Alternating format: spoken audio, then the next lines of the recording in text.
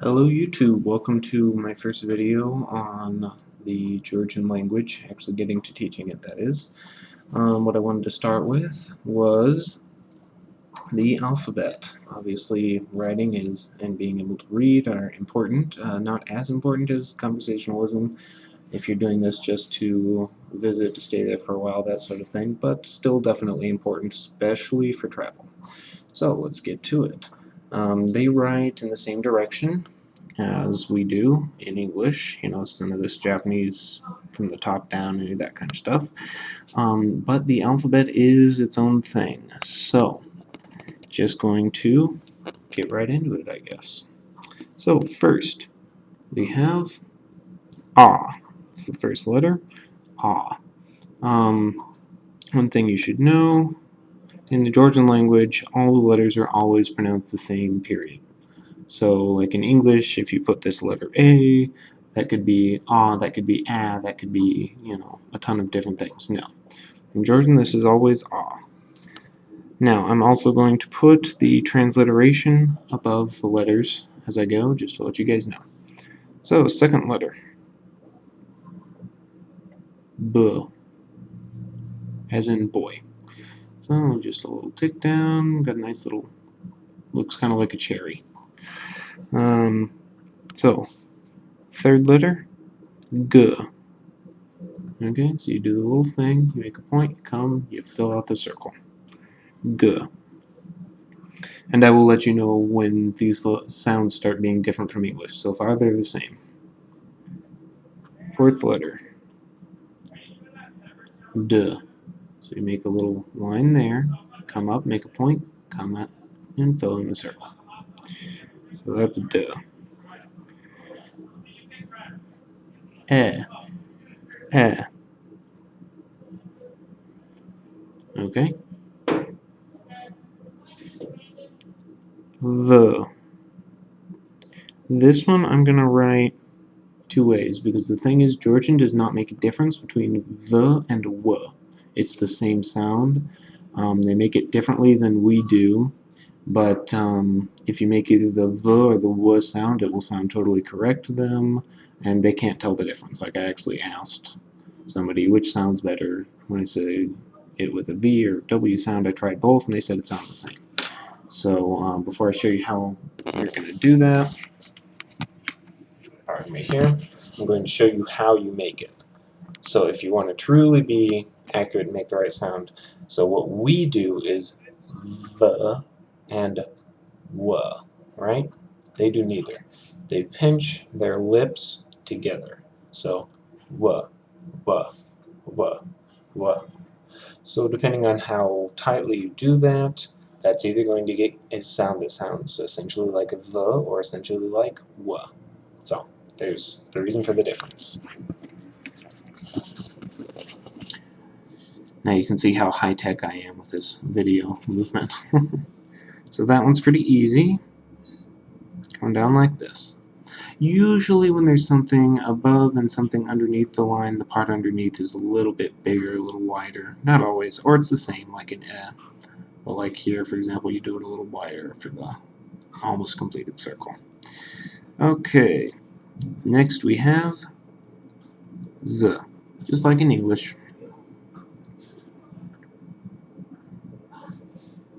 Okay, you can do this little line or you cannot. Either way is completely correct. Z, like in English. Next we have t. So you make the circle on this side, then you come over. Or it might be this way, I'm not sure, don't recall correctly, but it's not drastically important in Georgian. Whichever way is more comfortable and quicker for you is fine.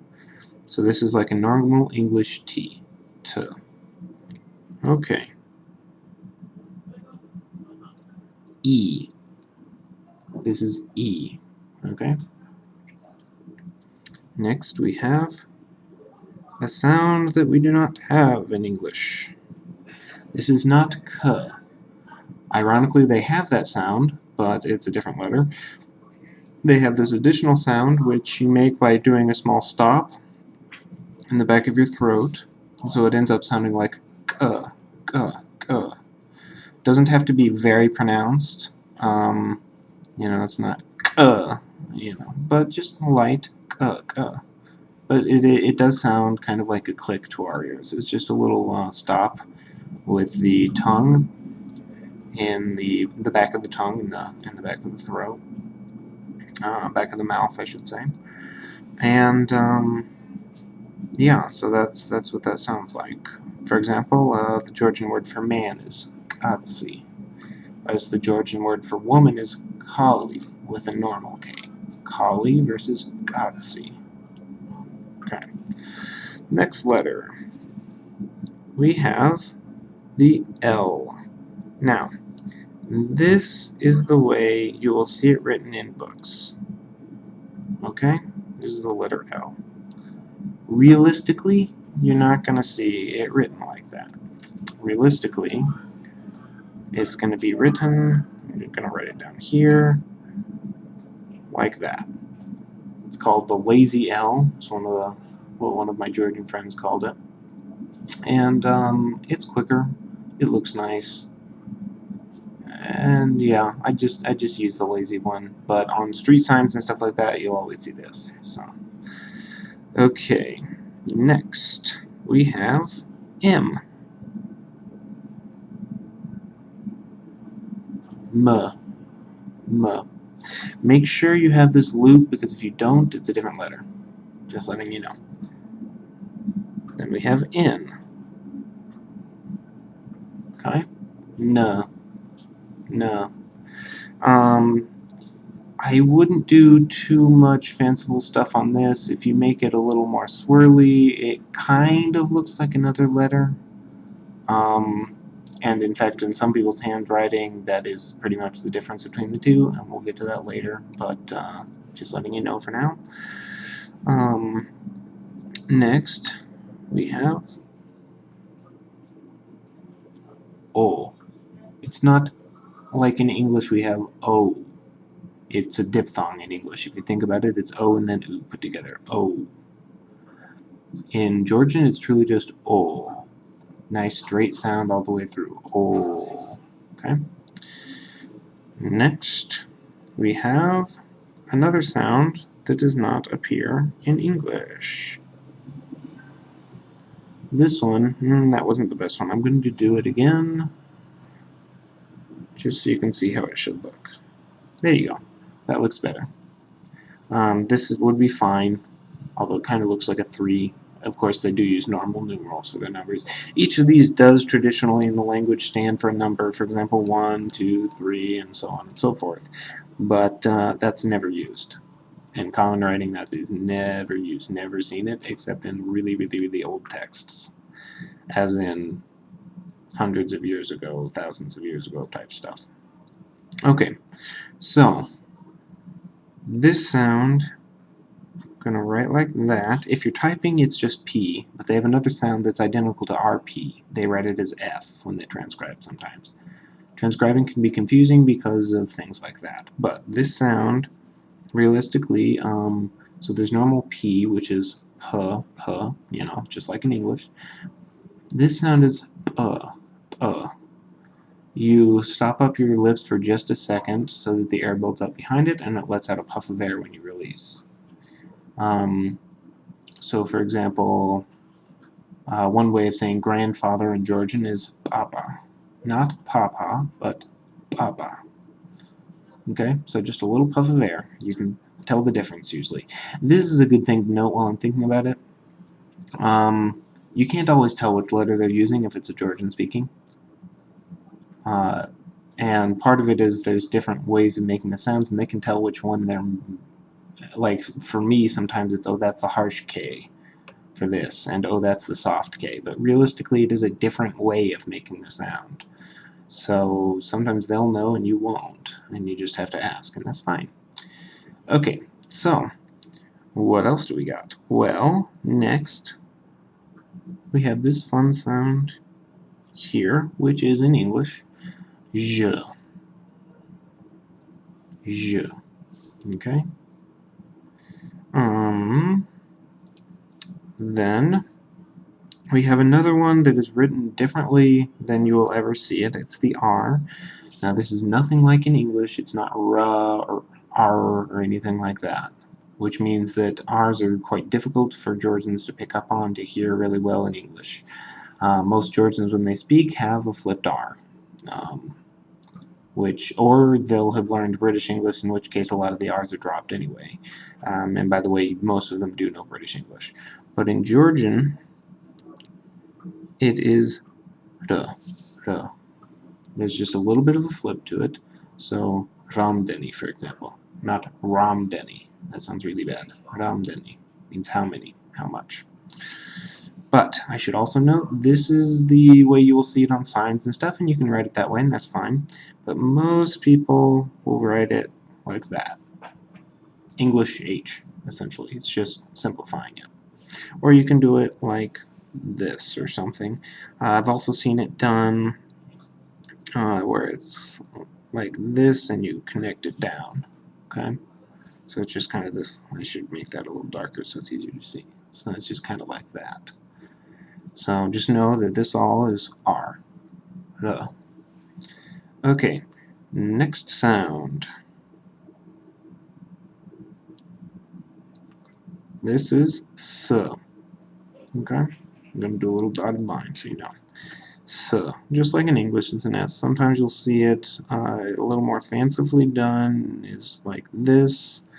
But generally you don't do that, because if you're writing quickly, this is what's going to come out, and if you try and do this while you're writing quickly, it's going to come out looking like that, which is no longer the letter S so much. So, not that. Okay, next we have, and I'm going to erase this so there's a little more room.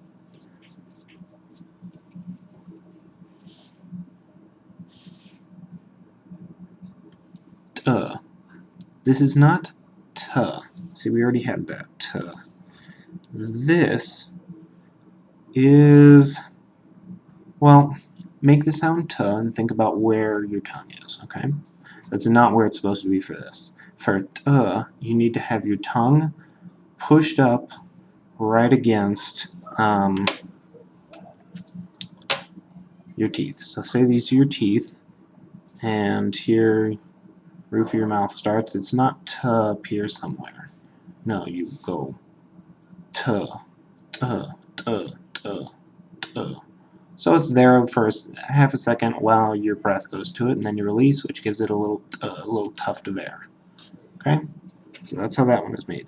This one, it's quite common not to see this part done, and to see, there's a little bit of my Japanese on the top there, sorry, and to see this part maybe simplified. So sometimes you'll see something that looks more like this, stuff like that, just a little squiggle. Sometimes it'll connect with or without the little line.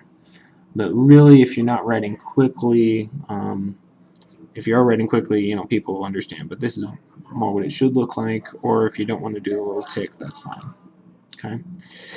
So, next letter we have oo. Okay. Oo. This is the proper way to write it.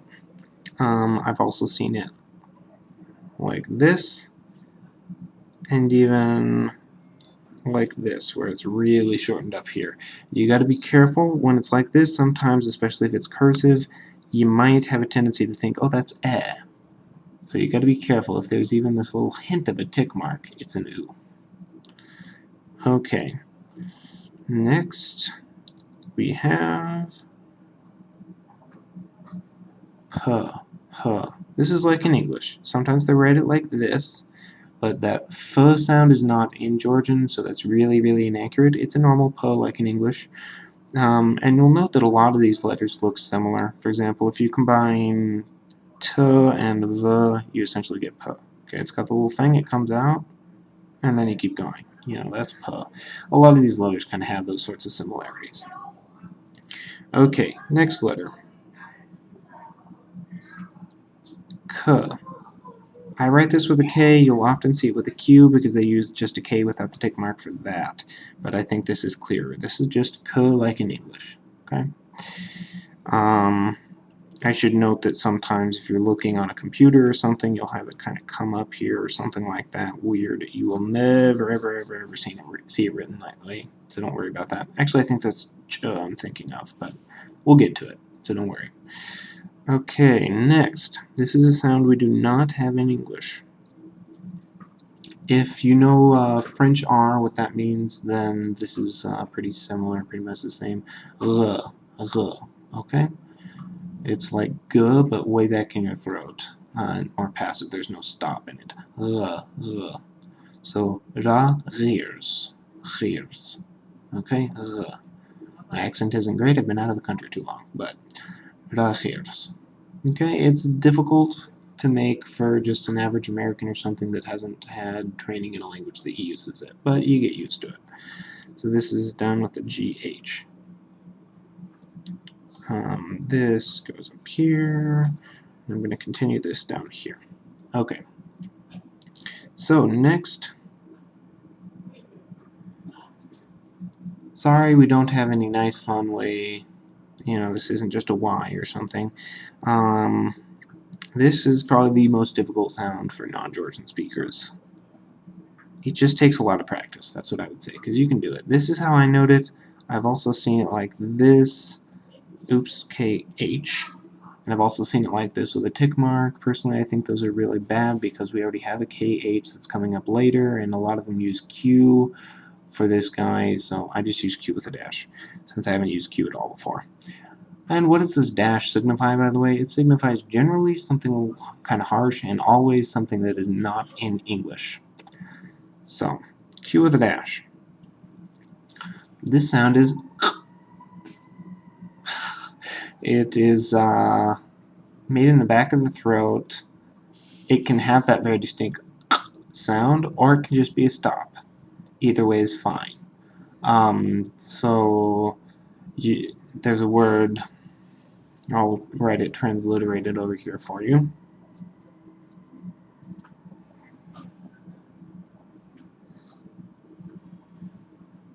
Taklanise. You'll notice when I said it, it didn't go taklanise. You'll never have that much of a stop.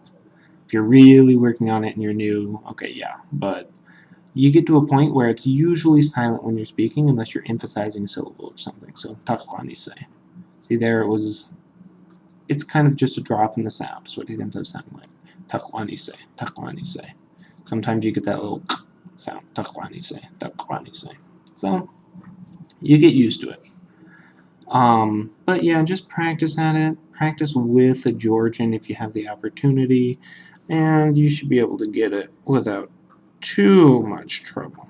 So Q with a mark. Okay, next we have sh. I'm gonna have to go down again. Sorry, guys. Just like SH in English. Sh. Okay, so two little curvy things, and come up, make a curve, you're good. Okay, next. Just like in English, ch. So it's like H, but it's got the little curly Q at the top. Okay? Ch. Next, we start getting into the fun stuff soon. There's this row at the end that's just a ton of very interesting letters. But this one's not bad. So not S, TS, like tsunami would be said with this, for example. Same sound. Doesn't come up, or nuts. It's not nuts, it's nuts. One sound. Same idea. In Georgian, it's this sound. Okay, next. Do you remember earlier I said don't make mo without the curl at the top here? That's because this is a separate sound. Z.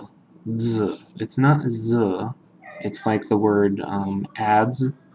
He adds 5 and 6, or the tool and adds, something like that, is a good example. It's a DZ. Z. Z. Okay. Next. I usually write this on just one line, like this, but technically it is supposed to dip down. And you can come up, you can curve it like that, or you can point it. You usually see it curved, but it's pointed in text, in written things. So just letting you know. So this is okay? Um, and I was having a slight problem with my computer, so sorry about that. Okay. And this, you need to watch direction on sh, because this can also end up looking like this. Exactly the same, but backwards. A lot of people write it like this, but I think this is way clearer, so I do it like this. Okay. Getting near the end. Here's another one. Okay, so you do a little thing like for then you put a little fishy through them, okay? Just like that. And you have ch. It's not ch. Oh, I should explain. I'm sorry. This is ts. This is ts. It's the same idea, but again, you use the front of your tongue to stop the air for a moment so it comes out with a burst of air. So, ts. This is fluid. Ts. Ts. Ts. Okay. Now we have ch and ch. Ch. Ch. Same idea. You want to hold your tongue where it would go for just a second, build up the air behind it, and cha comes out nicely. Cha, cha, cha, cha. Okay, so not fluid. Pretty much anything with this tick mark is not going to be fluid. It's going to be something that interrupts the sound. Okay, so, by the way, I should note, technically, and I've seen it done this way sometimes, but usually not, it's supposed to come up all the way and have this big thing. You don't usually see it like that. And also, if you look in a, this is different. Yeah, this is the one. If you look in a on the computer or something, it's got this weird line on the top that I've never once seen written. So just letting you know, this is the best way to write it. Okay, next sound is h. It's a bit strong. Like there's some languages that have this sort of a sound, but it's really light. This one is not one of those. It's reasonably strong. H, h. You don't need to go h. You know, don't overdo it. But it's there and it's noticeable. H, h, h. Rugorchar, rugorchar, rugorchar. As long as there's a little bit of it, it'll be fine. But they do have an H sound, so don't just make it that simple. But rugorchar, that's fine. You know, put a little out there. So that we notate KH generally. Gonna do dotted lines so we know. Okay.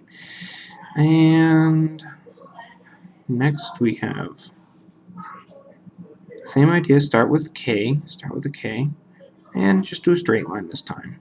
You will have J, like in English, jug. Okay?